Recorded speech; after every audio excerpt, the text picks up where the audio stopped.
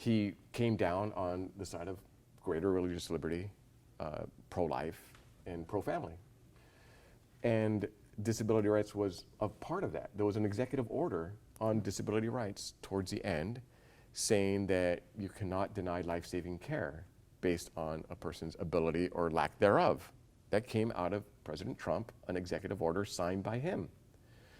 On the question of the more controversial ones, critical race theory and the 1619 project versus the 1776 project, the president said we're going to go back to the foundational view of our country as being one that we're seeking an ever more perfect union, that we're doing everything we can, acknowledging all of the sins that were entailed in the gross evil of slavery, while recognizing that America is not inherently irredeemable or inherently racist, or that white people are inherently racist. And we followed policies that pursued that. And in fact, we had an enforcement action at HHS where a beneficiary of HHS funds was almost bragging about being racist and saying in video, I'm white, how can I not be racist? Well, you're dispersing federal funds. And we need to find out just how racist you are if, sure, you're saying that you're aware of it, but you can't, in essence, kind of be bragging about it and expect not to have an investigation of what you're doing with the money. Because we have to recognize that we want to preserve the bad name of racism. It's got to be always recognized as an evil thing, which means we have to acknowledge it as bracingly but as real as possible. So that was part of the approach, and it's following what the law actually said on these questions. And we even had disparate impact cases that we were investigating because it was supported by our regulations. It was only on the edges where we didn't go beyond what the law provided, and that's the way it should be. Okay. You keep talking about civil rights, and you've been working on civil rights basically your whole career. Say what the term means to you. I mean, what are civil rights and what makes them so important? Yes, well, it's a mix of a couple things. I want to say that conscience and religious freedom is a type, and I call it the more preeminent one because it's in the First Amendment to the Constitution. And our fight for equality has been a reflection of our traumatic experience of slavery. And there, it was more than just making sure government was not infringing on people's equal right to the American dream, right? Life, liberty, the pursuit of happiness. Being able to have that equal opportunity is part of our foundational ideal. And it was not just chattel slavery and Jim Crow, which was the government itself infringing on people's equal access. It was private entities, hospitals, restaurants, hotels. All of this was the legacy of discrimination that was so corrosive to American public life that there was a justification for the government, including the federal government, to step in and regulate what would otherwise be voluntary associations among the public.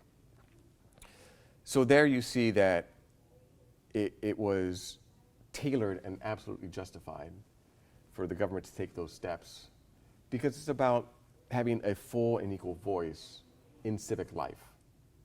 And it's something where I see now with the tech world having such an outsized influence on where people can actually participate in civic life, that they're setting themselves up for regulation down the road because they have so much control that they are equivalent to government entities.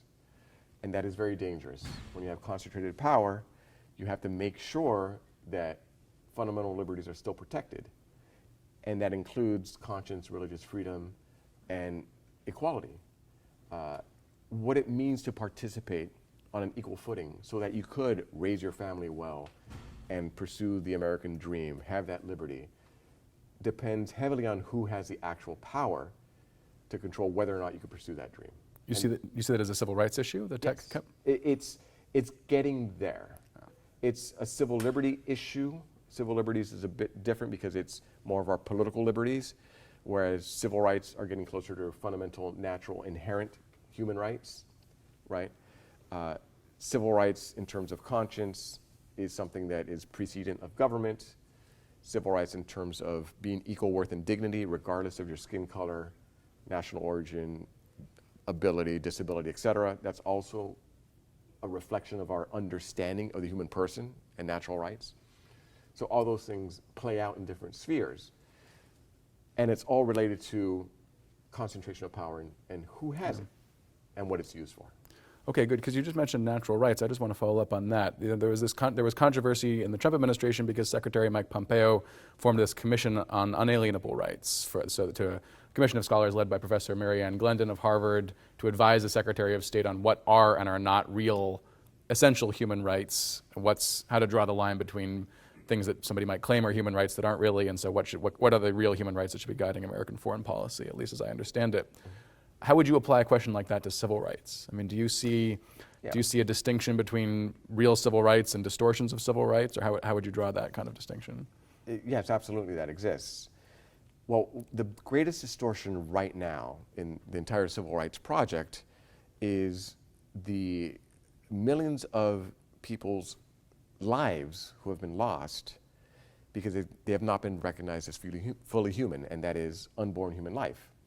It is very difficult to have a coherent view of the dignity of every person when there's a whole class of human beings that are the most vulnerable who cannot speak up in defense of their own right to exist. And I was making a comment when I was at a conference in Geneva on international human rights as to where I would like to see the future, and looking back, what we'd have accomplished. I said, I would hope to see that countries like Iceland would be ashamed and repent for having entered into a project of eliminating people with disabilities in the womb by massive testing for Down syndrome because they were seen as not worthy of life, as somehow debasing the stock of the society, being a drain and a net loss instead of a benefit, instead of a human soul to be treasured. So in that respect, our human rights structures are grossly failing. If we don't get that question right, you're going to get all sorts of things wrong. You need to get the fundamental understanding of the human person right. Now, we're doing much better on race relations. Historically, we've made tremendous progress. With disability rights, we've made tremendous progress. But if you don't get the nature of the human person right and where human dignity comes from, inherent natural rights, you could have distortions. And we're seeing this in other areas of law. What does it mean to be an embodied male and female is a big one right now. And a debate as to whether or not transgender ideology will be recognized or should be as a fundamental human right on the question of what it means to be a man or a woman. The nature of the family, human flourishing, what is the ideal structure? All those debates are still ongoing, and if it's going under the framework of civil rights, it will use the same blunt instruments that we use to help eradicate, to the extent we could, racial discrimination in public. So we have to be very careful how we deploy tools and make sure the tool fits the circumstances.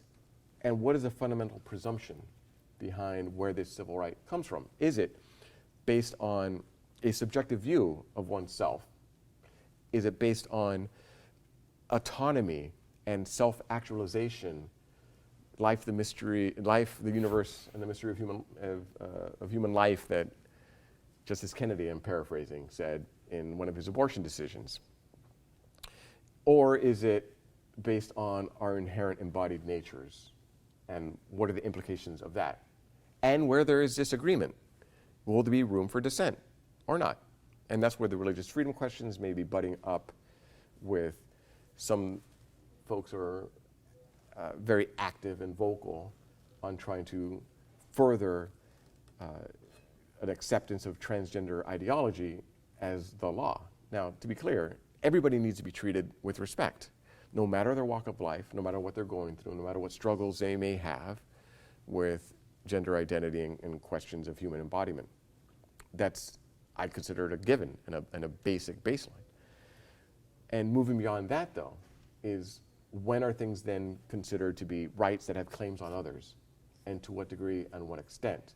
What are the harms that are being sought to be remedied? Now, we saw from slavery to the civil rights struggle and Jim Crow, very clear circumstances. We saw discrimination against Catholics in the 1850s and 60s, and all sorts of KKK in the 1920s was going after Catholics.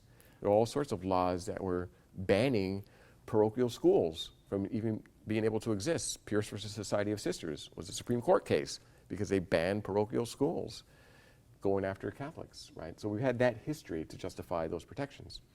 So we have to make sure that we have the perspective of where things are and what would be the issues that need to be remedied by those sorts of instruments. When you have those kinds of questions about, whether, trans rights questions is an obvious example of it. You have people trying to think through, what is a real civil right? What deserves to be recognized as a civil right? What does it mean to treat somebody with dignity? What does their dignity as a person demand of me? What does it not demand of me? How do you go about thinking those questions through? What's the standard that you use to distinguish between what's a real civil right and what isn't? Well, there's various layers to your question. What does the law say? Right? We're supposed to be governed by the rule of law, and we have statutes that have prohibited, for example, sex discrimination for very good reasons, recognizing the differences between men and women, and that there should be, and there's appropriate spaces for women, and there's appropriate spaces for men, for reasons of safety and privacy, that recognizes biological realities, which is something that Ruth Bader Ginsburg herself recognized in her opinions. She said, of course there has to be accommodation if you have, say, physical fitness standards to be in the military, and this is a military academy type educational setting, to accommodate the differences between men and women.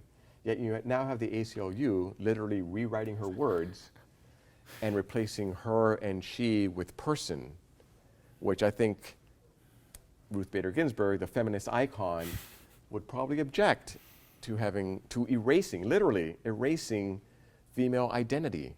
And now you have the notion of pregnant person instead of pregnant mothers. That is the official policy of the U.S. Department of Health and Human Services. You don't address pregnant women as mothers, but as pregnant persons, and child bearers, and breastfeeders, and people with, and a lot of women find that quite offensive, and I think rightly so. Women being reduced to just function is quite striking, but we've seen that everywhere. So then what does the law actually say about that? And that's why I say there's an ideology behind this that is pushing, that is rather unscientific. Because NIH has said that every cell in your body has a sex. It is still up on their website. I don't know how long it's going to stay there, but every cell in your body has a sex. That's indisputable science. But what does that mean? Does it mean that when Congress passed sex discrimination laws in 1972, that it meant gender identity, as Justice Gorsuch said in Bostock, a Supreme Court decision recently? No, clearly not. But he said that it did with respect to a narrow question of hiring and firing in the workplace. So we're going to have to work out how that's going to play out. Currently, Congress has not passed such laws to elevate it, and the Constitution doesn't have that within it. And then the question is it going to be forced on people anyway? And you see states are pushing this using their state police powers. And if it is imposed, will there be any space for people who dissent on medical grounds or on faith grounds? Will there be space for them, or will they be excluded from American public life? Okay, so you've touched on a lot of questions of the kind that we talk about in our classes about the nature of government and about what civil rights are and true and false views of the human person and so on. When it comes to any of these bigger picture questions, you've been working on thinking about these things for a very long time now. Was there anything you learned about them in your 4 years at HHS? Was there anything any new insights you feel like you had into the way that government works, or into what civil rights are, or any of this stuff that you wouldn't have? Absolutely. So we did a lot of outreach to pro-choice groups, with LGBT groups. And I thought the exchanges were incredibly helpful. And you have to meet people where they are and always extend it in a form of compassion to anyone who comes petitioning the government with their wants, needs, and desires.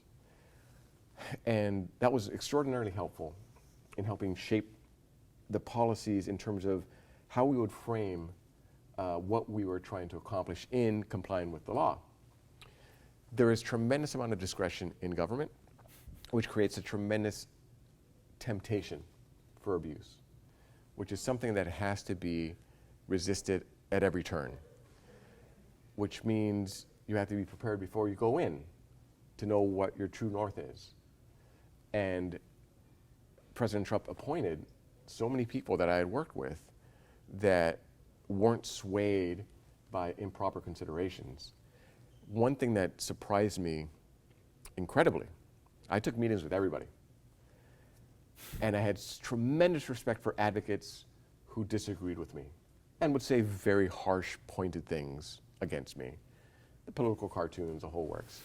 But I respected them because they were speaking from a point of conviction.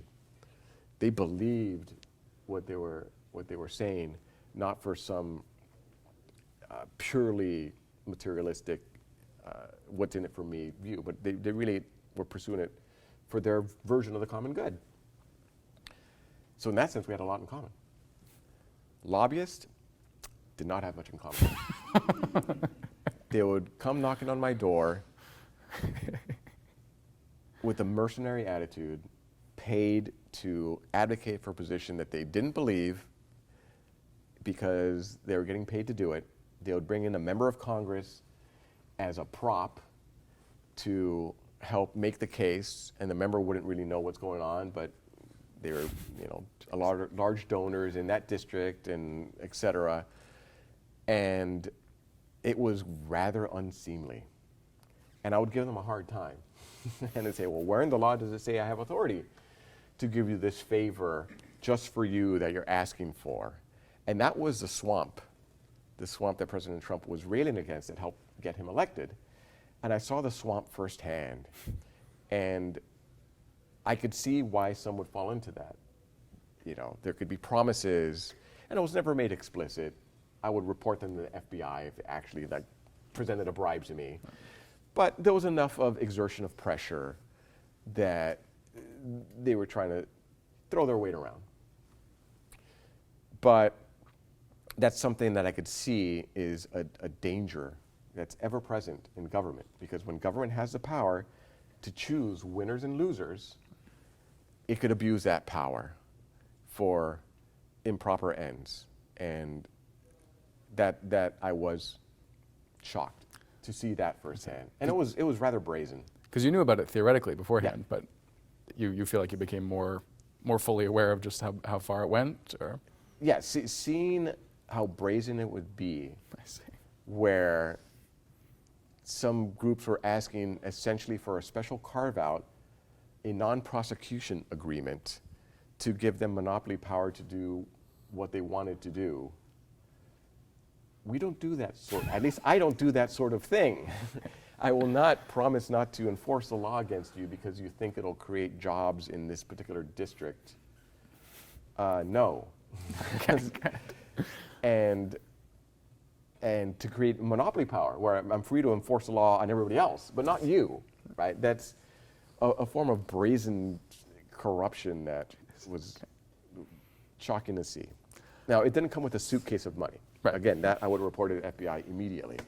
But, it's something that our system is not perfect, and we have to have good people in those positions to stand up for that sort of thing, both subtle and not so subtle. Good. Okay, there's one more thing I want to talk about before I open it up to the audience. This one's a little longer, so just bear with me for a second. I think we have a lot of students that think about public service.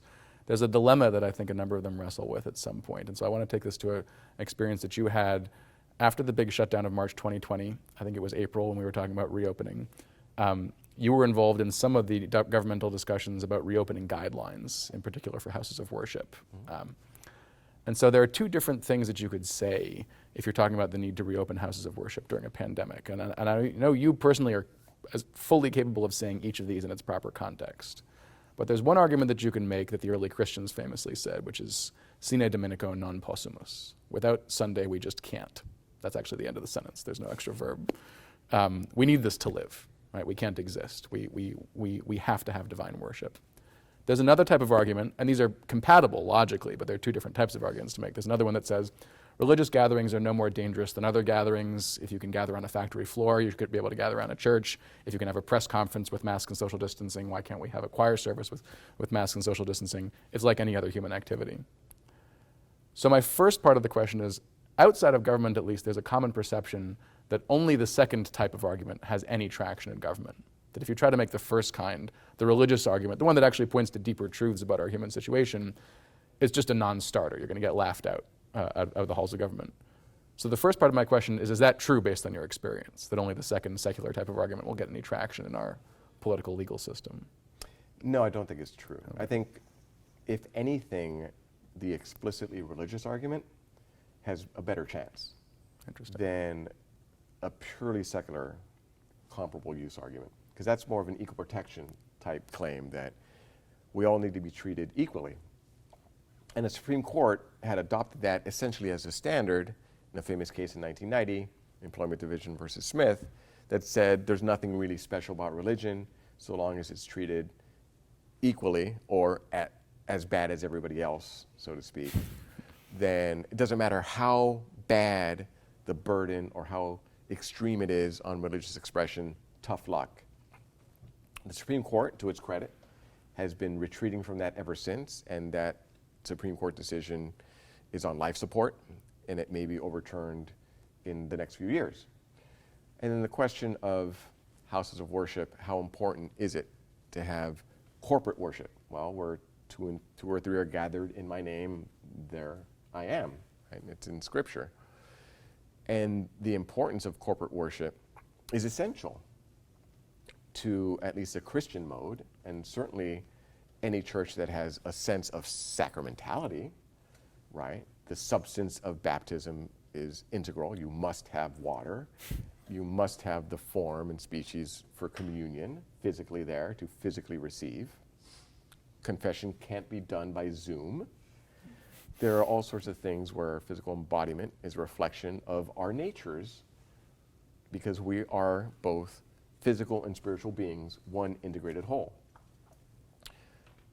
So you make those arguments both in that's the reality of what we are, spiritual and physical beings, but also those are consistent with religious beliefs. And I was disappointed that the church did not stand up more firmly to say that we must worship according to what Christ said we should be doing. We were able to worship in Europe when the churches were being bombed out, and Catholics still continued when you have that threat. So I was disappointed to see how much power was being given over to the state on this question. Because what message does that send? It says that the question of safety is the single most important overriding question. That there's nothing worth risking our health for, not even our faith, which is counter to the example of the martyrs, of course, who wouldn't give a pinch of incense to the emperor because the witness was that important to them, that they would give their lives over that. So it was not our finest hour. But we've seen that we had this struggle when we were at HHS as to how much we were going to regulate houses of worship. And I fought back very hard to make sure we had that respect for religious worship and not to dictate what would happen, not to ban communion and things of that sort, and let the houses of worship know what the risks are, let the parishioners know what the risks are, but then have that space for religious freedom. Right? The government should not be in the business of taking policy determinations as to the common good and saying it's predetermined by a scientific equation. That's never how it works. Science can tell us the is, it can't tell us the ought. The is these are the risks that are there. This is what can happen. These are percentages. This is what, et cetera. The ought is a very, very different question, and that's where you have public policy, common good questions, the state role, and I believe there's certainly a role in the state for public health, but there are countervailing factors that were unfortunately handed over to the state unnecessarily. But let me just come back to that. Based on your experience, you would tell somebody that they're mistaken to think that the secular argument is the only one that even, I'm just talking about practicality now, the one that actually wins arguments in whether it's in the White House or in court or what have you, that the argument about the religious importance of these things, that actually has political and legal traction. Say more about how so. Okay, so it has legal traction, but it has far less traction in the bureaucracy. So the entities that are making the decisions that govern us, they're federal agencies. And they have, at best, a mild hostility towards religion. They, by and large, see it as something that should be excluded from the public square, that should not really enter into any discussion of public policy, that it's something to be kept at arm's length and something that should be essentially purely private. Like secondhand smoke, don't do it in public, and don't show it to the kids. That's a misconception of the Establishment Clause and faith in public life. It should not be excluded or treated as something negative. It actually has much to recommend it. Our founders said that religion and morality is indispensable supports to our republic. So you have to go past that. In that sense, the religious arguments are not seen as convincing. But the law certainly supports it and gives special solicitude to religion. We have the Constitution, free exercise clause. There's been a win streak, essentially unbroken, for over a decade at the Supreme Court when it comes to religious freedom cases. And even on COVID, we've had religious freedom win, so that the discrimination that was going on, where casinos are able to worship the god of Mammon, but you couldn't worship at church, that had been reversed now, because in part it was irrational to say that worship of 10 people was illegitimate and too risky in a cathedral like St. Patrick's in New York. 10 people. That was the limit. And the infringement on religious exercise on top of that. So we see the Supreme Court in now a series of cases rule the right way on these questions, and the bureaucrats will be getting the message eventually. So that, let me just to quickly finish that point before I open it up. You would say, I mean, I think a lot of people who are thinking about working in these types of questions in the public sphere are worried about the need to be inauthentic, as if that they somehow, if they have to only make secular arguments, that's hiding half of what, and the more important half of what they believe, and like they can't really be themselves if they want to talk about these issues in public. That, I take it, is not your view. No, not at all. No. I think it would be discriminatory to say that religious arguments are prohibited somehow. Okay, there is an establishment clause, and I'll give you an example of where it would be violated. These bureaucrats who are mildly hostile to religion as a default are now, we've discovered through leaked documents, being very interested in religious doctrine when it comes to exemptions to the vaccine mandates that are coming on federal employees, and are convening the equivalent of inquisitorial boards to plumb the depths of people's religious views and discuss scripture and what did the Pope say on this and this document here. All of a sudden, folks who were allergic to the idea of religion having anything to do with the workplace are becoming junior varsity inquisitors to try to ferret out what the truth is of the matter as to somebody's religious belief. That is an Establishment Clause violation. You can't have government picking and choosing which religion is correct. Now, I believe there is such thing as a correct religion, right? And you should be free to express it. And I should be free to express it outside of government and when I'm in government. I shouldn't be free, however, to deny somebody a generally available benefit because they don't share my faith. And I shouldn't be free to deny somebody a religious exemption because I think they're somehow don't meet the standard of justification or consistency that I would think would be appropriate. So in that sense, there's a lot of work to be done. The final document I saw, contrary to the leaked document, looks a lot better from the federal view. So hopefully we had some effect when in the Trump administration we elevated religious freedom, and some of the message may have gotten through. It is not in the private sphere. You have Southwest Airlines, their version is horrendous, dripping with hostility to religious beliefs because they think religion is some sort of cover. Now, of course, you must always be sincere. You always have to be sincere. But you see this in other areas of life when it comes to sexual orientation and gender identity.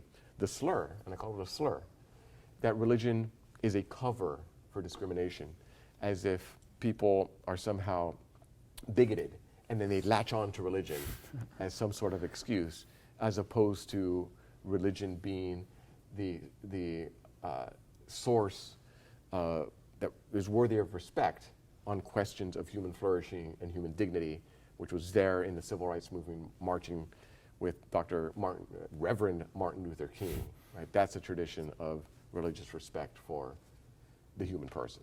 Okay, great. I got lots more questions I'd love to ask you, but we've got a bunch of people in the audience, so let me open it up here if anyone would like to engage Mr. Severino. Yes. Sir. So how did the... Oh, I'm sorry. If you don't mind, just stand up, just so that there's a better chance our mics can pick it up, and you don't need to identify yourself if you don't want to. But. So how do the questions of conscious and religious freedom weigh against issues of like health and safety when it comes to things like Biden's vaccine mandate for businesses? Want to repeat briefly just for the mics? Yeah. So how does conscience and religious freedom overlap with the latest vaccine mandate and civil rights, you said, right? The latest mandate is based on the Occupational Safety and Health Administration.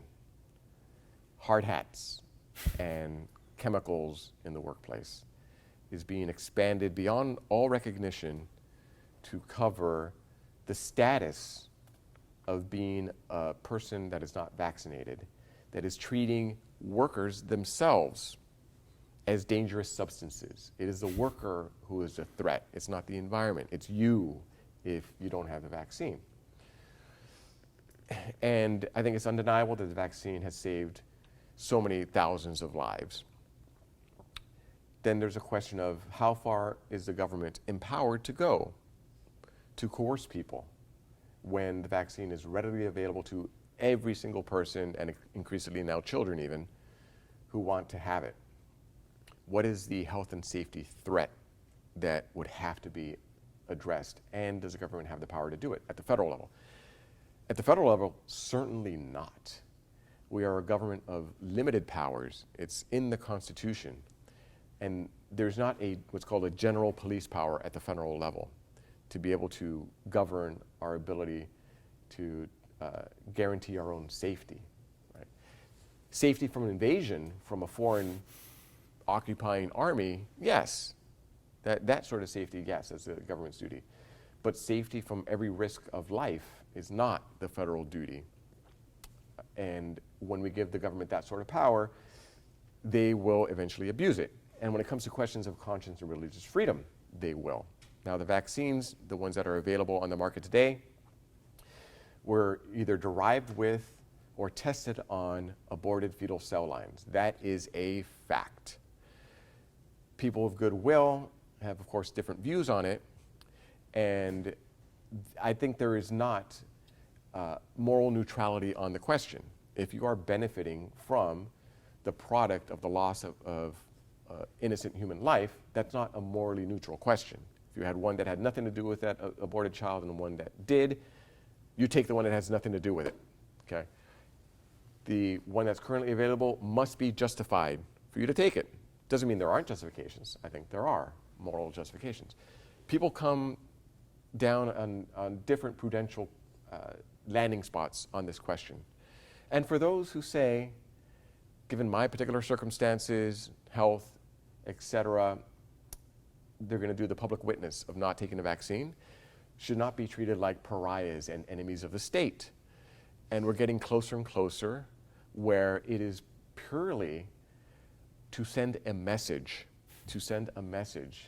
that you are the outsider group and these are the insider group, which goes contrary to our civil rights tradition of making a space for everybody, wherever they come from, and not having segregated classes of society based on their papers, right? Because we're talking about vaccine papers, undocumented people, right? This is the new civil rights question in many ways is going to come to this. And there are occasions for government intervention for the common good in health. I don't see the justification at this stage where we are treating people as threats en masse when there are all sorts of secondary measures that we could do to address the question of health, when I also see a lot of politics and ideology driving this, because so many times we've seen our public health authorities go out of their way to try to stigmatize people. And when you stigmatize, it's also countervailing. When you see doctors saying, I will not treat people who are unvaccinated, doctors, right? It's contrary to what they got into the practice of medicine for. When somebody comes in that's a gang member who's shot, how many doctors would say, well, you're a gang member. You may have had it coming, so I'm not going to treat you, right? That's not the role of doctor, to sit in moral judgment of somebody. They're there to treat and help people. But we're seeing this misguided sort of puritanism and saying there are some people that are worthy and unworthy, and that has deep implications for religious liberty, has implications for civil rights because there's disparate impact on Latino and Hispanic and African American communities on vaccination rates. So it's very troubling to see. I don't want to see two Americas on this issue. Great. Yes. What are the biggest issues you saw? Stand up if you would, Tim.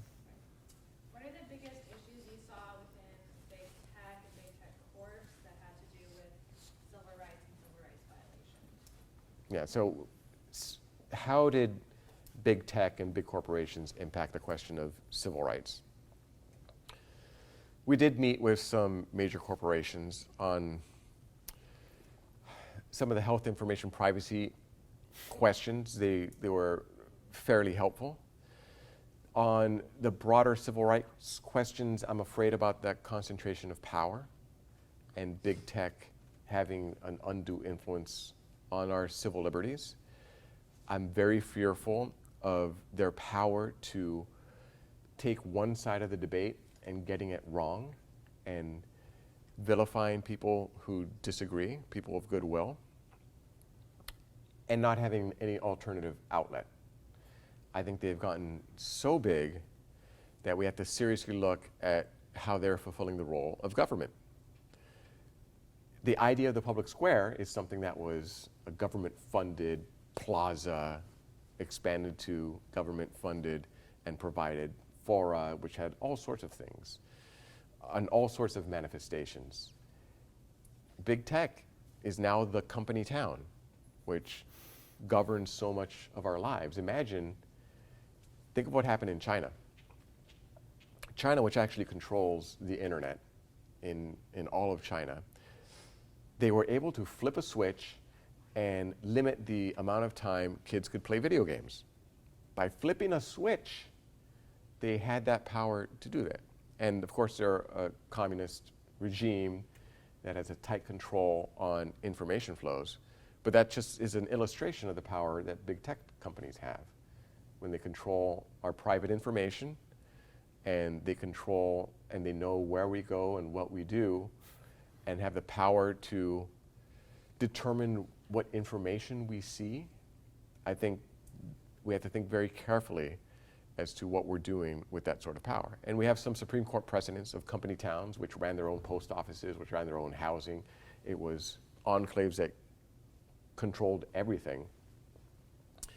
Is there a role for the principles that animate the First Amendment, free speech, and those questions?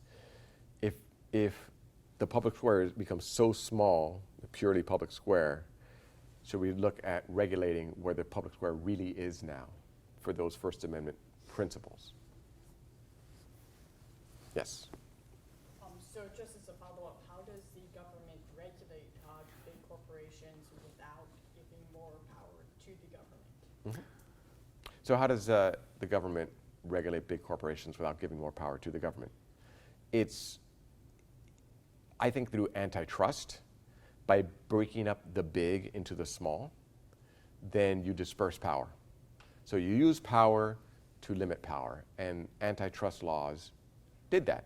And there was a role for breaking up monopolies in the turn of the last century, because it was interfering with the competitive market and the free enterprise system. When you have that sort of level of concentration of power, it could actually hurt the common good. So I'm not a believer in absolute property rights. I'm also not a believer in absolute religious freedom. I'm also not a believer in absolute free speech. They all have checks and balances. And when big tech gets so big and they concentrate the power, it strengthens the case for breaking them up and dispersing that power. And it follows pretty well with Catholic thought on subsidiarity and the question of the lowest authority should be the one closest to the ground, so to speak, that has the ability to deal with those particular questions. Yes? So if there were no Office of Civil Rights in the Department of Health and Human Services, would it be better or worse for civil rights? If there were no Office for Civil Rights at HHS, would it be better or worse for civil rights? It would be worse, absolutely. And we did create a Conscience and Religious Freedom division to correct for deficiencies of the past, blind spots, or worse than blind spots, willful neglect of some of our foundational rights. That office is still up and running. They have reversed many of the things we did on religious freedom under Biden. They've, at breakneck speed, things that took us months and years to put in place by edict and fiat, they've reversed. That one still stands. The institutional structure still stands. And I think they realize that, A, it's the law. Congress passed it with significant bipartisan support for decades, a national consensus that on things like abortion, you don't force people, whatever you think about the legality of it, you don't force people to subsidize it or perform it. So we have the law, and we have public support for it. There would be a political cost to pay if you turn your back on nuns who don't want to pay for contraceptive, nurses who don't want to perform abortions, doctors who don't want to do sterilizing surgeries on minors as a matter of faith and conscience. So there would be a price to pay. Doesn't mean that the office can't be abused in the future. That's always a risk, but I'm glad the office exists, and the full spectrum of health information privacy, civil rights of race, sex, national origin, color, disability, age, absolutely need to be enforced, and conscience and religious freedom. Yes? This is more of a historical question. When did HHS start? It was first the Health, Education and Welfare Office, and that was probably late 50s, early 60s, something around there. And then late 70s, it switched to the Department of Health and Human Services. And the Department of Education was split off. And they have grown by leaps and bounds in their budget and their authority. That's the real question of how much is too much, because as the power of government grows, the power for them to regulate our daily conduct grows. And it's going to come to a point where they'll regulate things that you don't want to be regulated, right? National vaccine mandates coming down the pike. That's the whole goal of the OSHA move, was to try to find a way to do a national vaccine mandate. They couldn't do it under HHS's current authorities. You would think Health and Human Services would be the place to do a national vaccine mandate. They don't have the law supporting it. So they tried to do this shell game to say, well, it must be that places of employment are somehow gravely dangerous places, even though the people who are most at risk of death and hospitalization are retired. The average age of death exceeds the human life expectancy for COVID. So they're trying to grab onto anything they can. But if they had the power in HHS, that's where it would have come from. That's where it would have come from. That's where the mandate on the Little Sisters of the Poor, the contraceptive mandate came, was through HHS, not through a law that was passed. So as government grows, almost by necessity, civil society shrinks. If you're paying so much money in taxes, many people are less willing to give to their churches for tithing. And how many people tithe anymore? 10%. I mean, they say, wow, the government takes so much. They're doing the work for me. And that is not the American vision for how to further the common good when government is so big. So that's a bit of the history of HHS and how it's gone to where it is now. Corey. You've noted problems with the bureaucracy, the administrative state, how they've abused power. Is it better for us to try to take that power for ourselves and use it for better ends, or to kind of drain the whole administrative state? Mm-hmm. The project to limit the size and scope of government has been an abject failure. Name one federal agency that declared victory in their mission and closed up shop. When I first joined DOJ Civil Rights, Just the Department of Justice, right? yes, Department of Justice Civil Rights Division, all I needed to know as to what the measure of success was in that office was on my boss's door. He had a chart of the number of cases we brought. And when I joined HHS Civil Rights, I said, that's not going to be our benchmark. Our goal is to see our case numbers go down because we're so effective at enforcing civil rights that nobody would dare to violate people's civil rights. But if your goal is maximize the number of cases, you're going to bend the rules, bend the law, find new causes of action, go and pursue unjust cases. I actually apologized in my very first case at DOJ Civil Rights to the defendant in my case because I was overzealous. And a judge said to me, you know, if you pursue this to a jury in a trial, you will get 0 in the judgment, right? You're pushing too hard. And I wanted to impress my bosses. I wanted to do all these. I forgot what we were there for, to actually be impartial enforcers of the law. So I actually apologized to the defendant and said, I'm sorry, I pushed too hard. I was too aggressive. And it takes that discipline when you have the power to be able to realize, wow, what am I doing? What am I doing? It's not about maximizing the number of cases. It's about the mission of helping people and helping change the culture by law enforcement. But government has the opposite tendency. It's not self-restraint. It's not accomplishing the mission. It's growing, finding more dragons to slay, whether or not there is the law to support it or even a public policy that is really backing it. So many decisions aren't made because we studied the issue, we did all the input with the public, and this is clearly where we need to go. It's more, well, we have this much budget left, and there's no way we're not going to spend it, because if we don't spend it all, Congress may cut our budget because they say we didn't need it, and we need to be good stewards of the taxpayer. That is a conversation that pretty much every single federal office has if they have any budget surplus. What are we going to do with it? How can we spend it so we could not get a budget cut next year? So the project to limit government has failed. I don't see it changing very much anytime soon. So let's turn those institutions within the law to the good ends. Have a conscience and religious freedom division, staff with career professionals who are dedicated to the law on those issues, and steer that ship to good ends.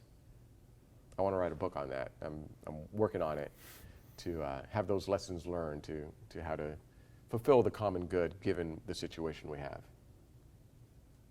Yes? there's a difference between the career administrators and the political appointees. Correct. And the career administrators tend towards a liberal ideology. You can correct me if I'm wrong.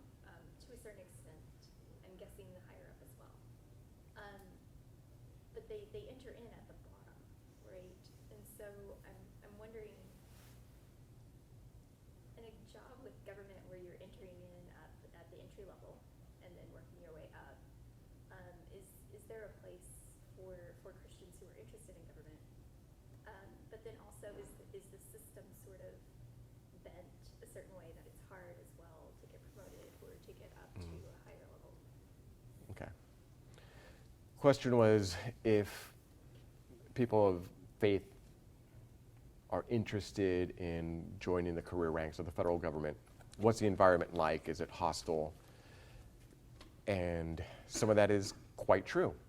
My first experience at the Department of Justice was extremely hostile to my religious beliefs, openly hostile. And you were a career. And I was a career.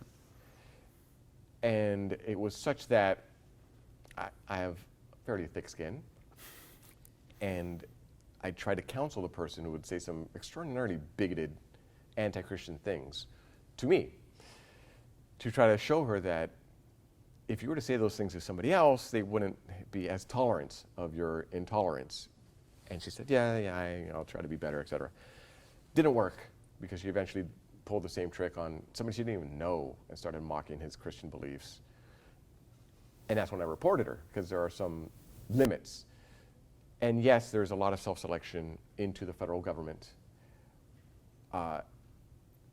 In the lower level ranks, I think there's much more openness to displays of religious faith.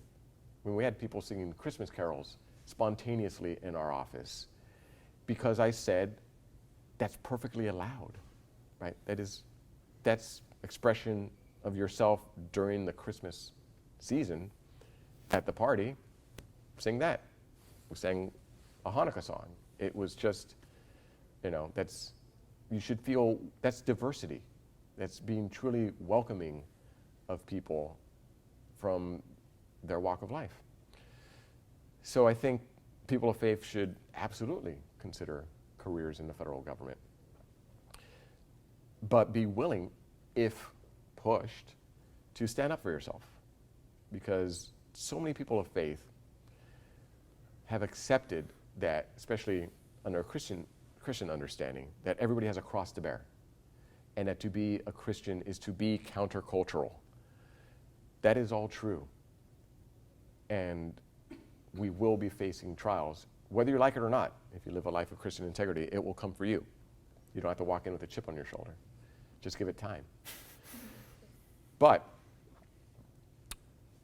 it doesn't mean you don't stand up for yourself and you just take it.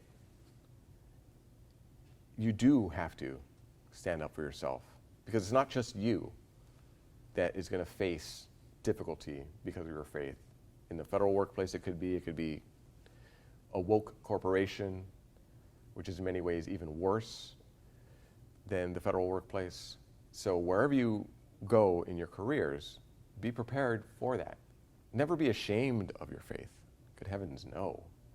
But be a light, always speaking with understanding and compassion, a curiosity for why people may disagree with you, but not such that you would let yourself be trampled on, because that's also not good, not only for yourself, but for anybody else who wants to see people of courage stand up. Because if you stand up courageously, other people who may be afraid will be inspired by that to stand up as well.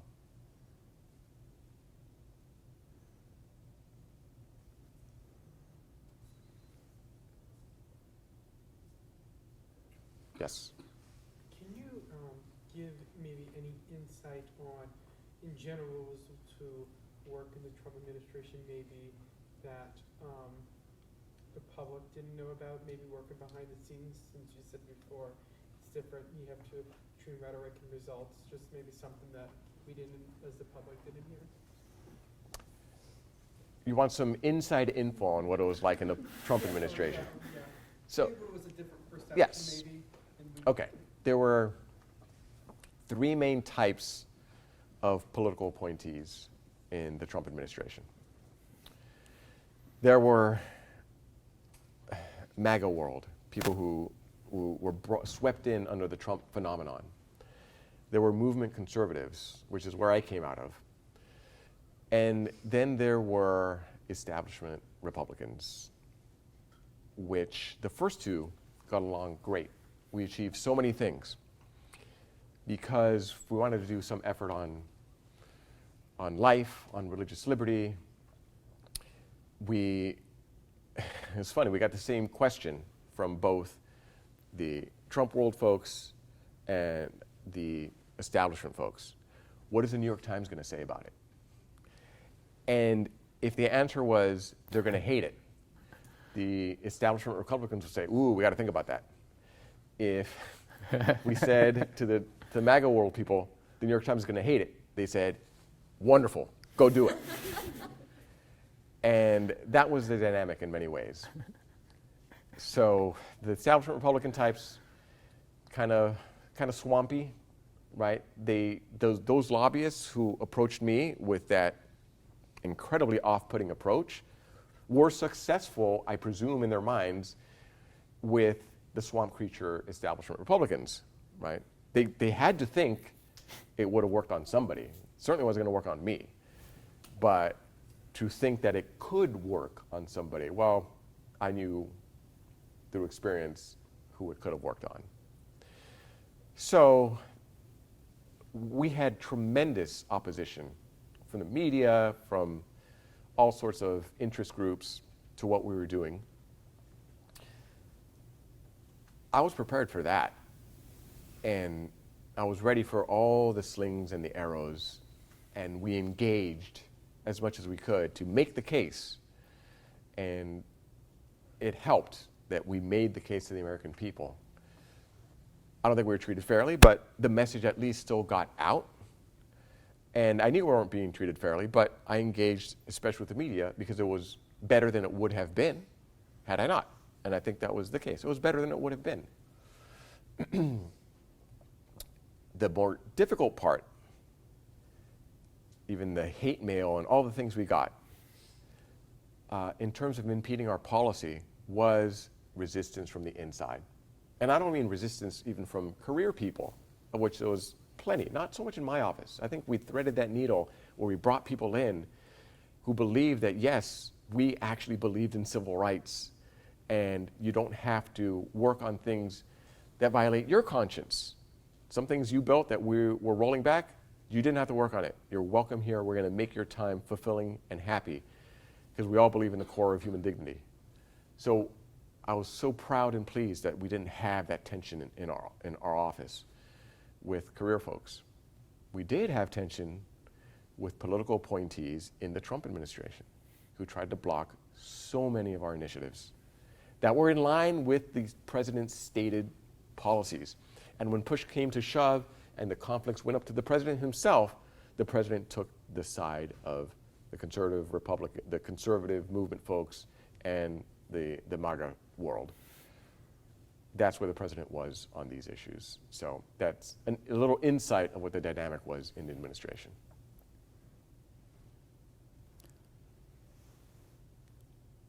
I want to follow up on with a related question. So you were a loyal member of the Trump administration. I personally have never seen or heard you say, either in private or in public, anything that even implied a criticism of the president. But before taking a job appointed by the President of the United States, you must have at least, so I'll just frame this as a hypothetical, you must have at least prepared yourself for the possibility that at some point the President might say something or tweet something or something that made you uncomfortable, Yes. or that either he or people he had appointed at positions higher than you would overrule your policy preferences and that you would end up having to execute something that, you made your case, you got voted down. How do you prepare yourself for those kinds of, I'm not asking for any specifics, but just how do you think through that in advance as how you're going to perform your job as a conscientious public servant in a big government where ultimately there are people higher up than you that make decisions that you may not be fully comfortable with? Well, you have to think about it carefully beforehand. Right. Absolutely. You have to have that true north. And, well, I keyed off of God, the Constitution, and our democratic process, in that order. And if they ever would come into conflict, then I would have to resign, flat out. And I was asked in all the controversies we had, of which we had a controversy a week, right? What would be a point? And you have to be prepared. You have to have that line. You have to think it through. You have to be in it for the right reasons. And you have to have the principles behind it. And if the president disagreed with the policy position I wanted, and he said, nope, sorry, well, by and large, I had to follow orders. I didn't win the election. The president did. But I didn't actually face that on the issues that I dealt with, which was an incredible blessing. And it speaks to where the president was actually at on the issues. The most unlikely source that I was skeptical of in the primaries throughout, that would President Trump actually deliver on these issues? He did not come from the movement world, the faith world, but he tuned into something, and it was part of the American character, that he chose that side. And he said, you know what, there's something here. And once he said that's the side that he chose, then he followed through. Of all of his deficiencies, of which there were and are many, it was with eyes pretty wide open. You know, his strengths also led to excesses. And his approach is very different than my approach. But I didn't win the presidency. I didn't win the support of hundreds of millions of people, right? You know, over 100 million. So you have to have humility about that, right? It's pretty awe-inspiring if you think about it, what it took for that. And when we had Charlottesville, I'm running a civil rights office, waiting for the president's statements. And then I had to make a statement as a head of civil rights office denouncing white supremacy, which I did by name to all my staff, because that's where I stood. And when it came to what happened on January 6th, what are the limits? And when it's clear criminality, that would be the limit where our Constitution would not hold. I called the January 6th events 2 days afterwards, publicly, an attack on our democracy. There's still a video of it when the Geneva event that I participated at, right? So I made it very clear where I stood, and I knew our institutions were going to hold, and they did. If it was truly at a point where I thought it was at risk, or truly that a line had been crossed, then I would have resigned. And everybody has to think about that beforehand when you enter public service. Otherwise, you could be pushed around by the winds of what may or may not happen. So, you know, if I were president, would things have been different? Absolutely. I didn't win. I was not president. Had things not been accomplished, had I left? Yes, a lot of good things would not have been accomplished that were actually in line with the president's policies. So it's one of those things where you have, on the one hand, 3 amazing Supreme Court justices that are on the verge of overturning Roe v. Wade and saving the lives of millions of unborn children. Think about that. Okay, that is what I voted for when I voted for President Trump, and that is what he delivered on when he actually didn't have to. If you think about it, he really did not have to.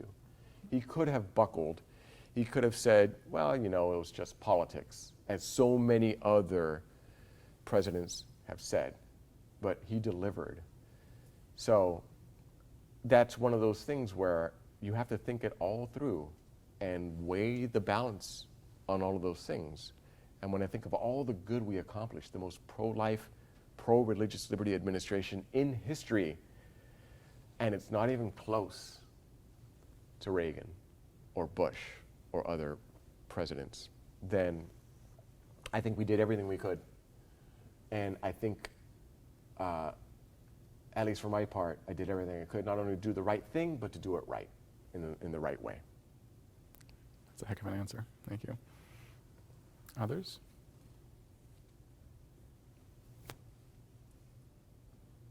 Yes. Quick question, might be far afield. What do you think of the Texas abortion law? And then how close is the overturning of Roe v. Wade?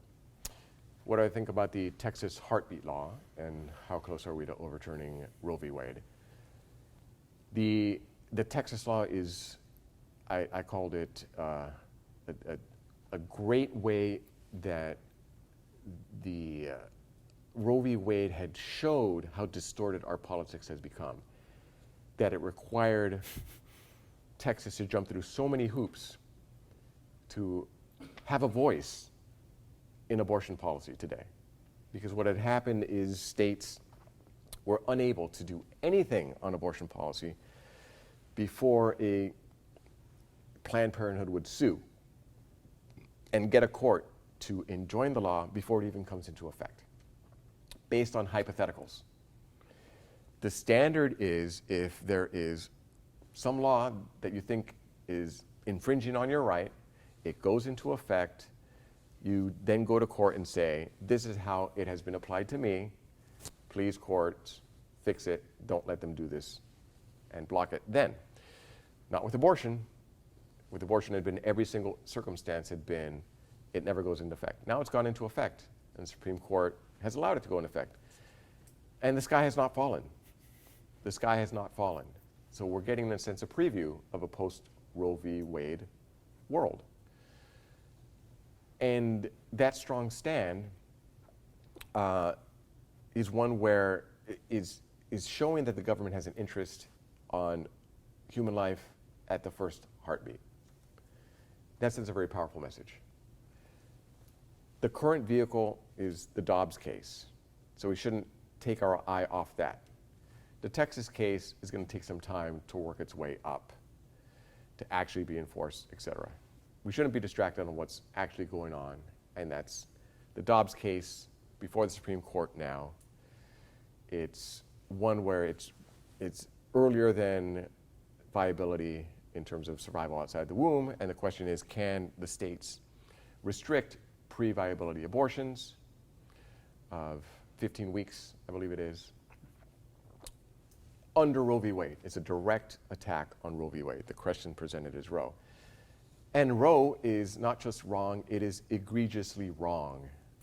And I believe the Supreme Court recognizes that with the 3 Trump appointees changing the balance. With that, I think it's more likely than not that Roe versus Wade is going to be overturned.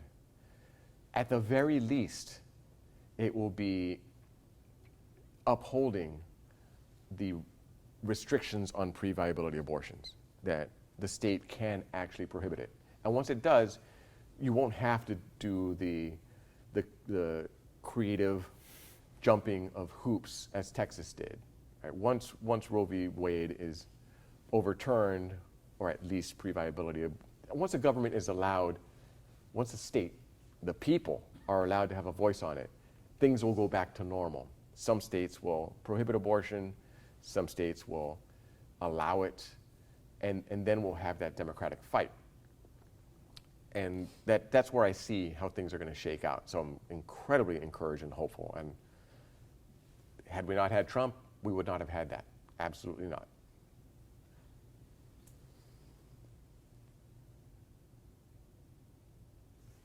Yes.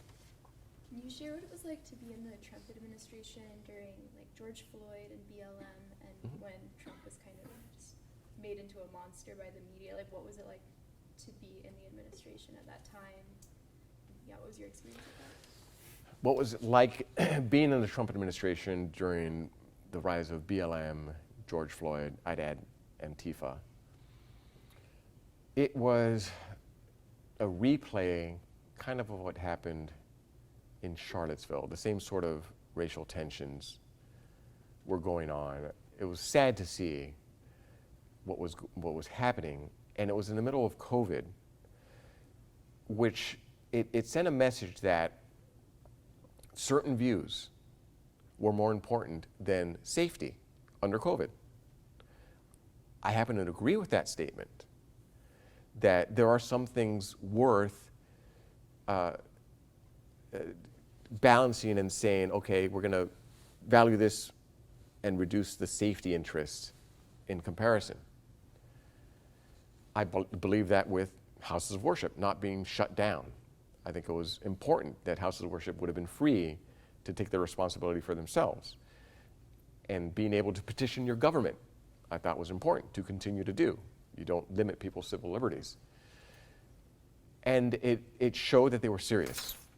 It showed that they were serious. And it attracted a lot of people to join it because they put their money where their mouth was on it.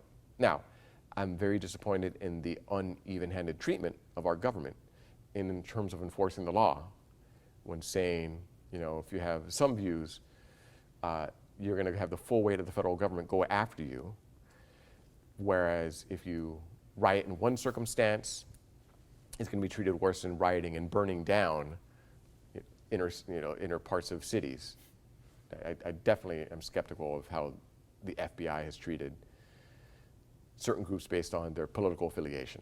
That's a real threat when you have that prosecutorial disputes. It should be enforced against everybody. Criminals who storm the Capitol should be brought to jail, and the criminals who burn down businesses and police departments should also be put in jail as well. So I was in the middle of that, and I also called an all-staff meeting to talk about the George Floyd matter. And I discussed how the profiling that I continue to face in my life as Hispanic, how even I had been pulled over and went to court against a white police officer who fudged the facts. And I was in the Trump administration. I fought a ticket and I went to court. Harvard-educated lawyer, cross-examining a police officer.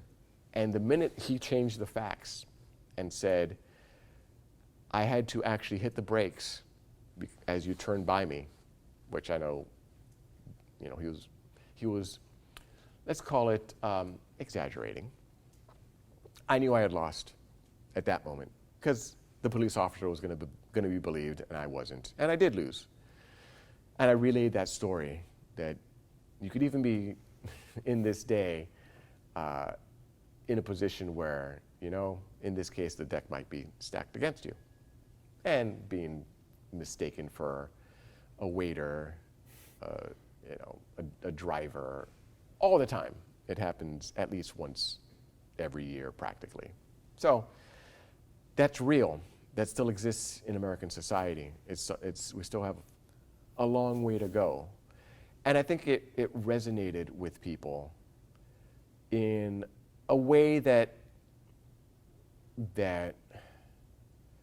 found common ground, that there are people working in civil rights that know what it's all about, that at a deep level know what it's all about.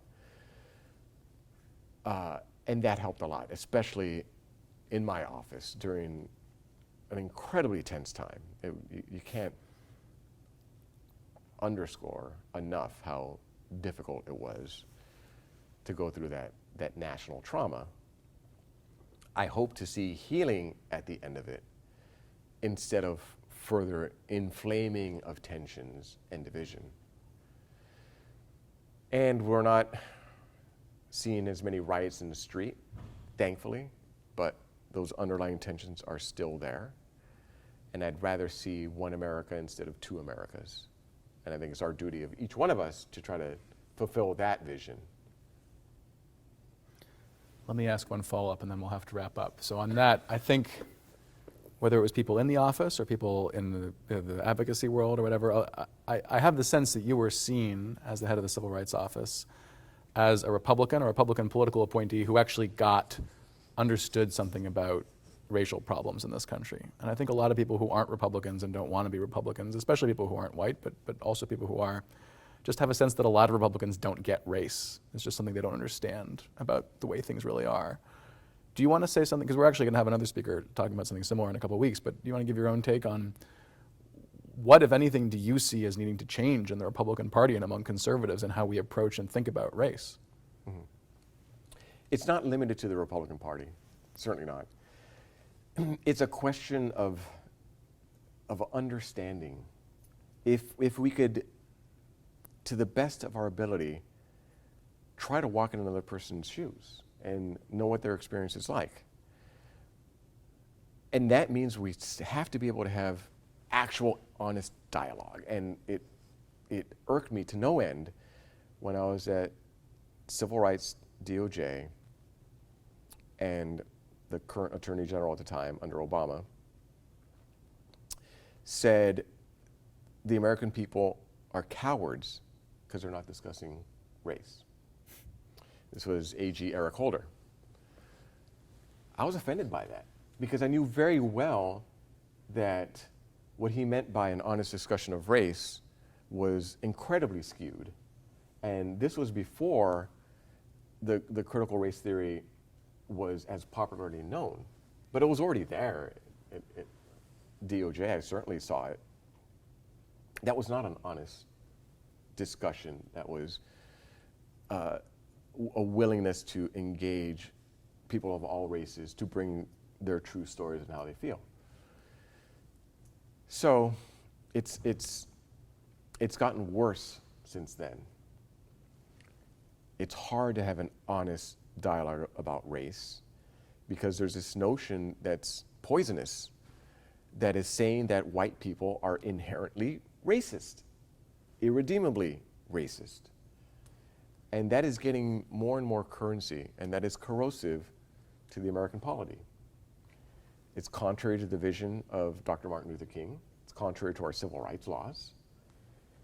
So we want to be able to have that honest conversation, but it's very difficult to be able to walk in another person's shoes if you think the other person's evil on either side of the equation, whether white people thinking minorities are evil or vice versa, or where I grew up, Hispanics and Asians and African Americans.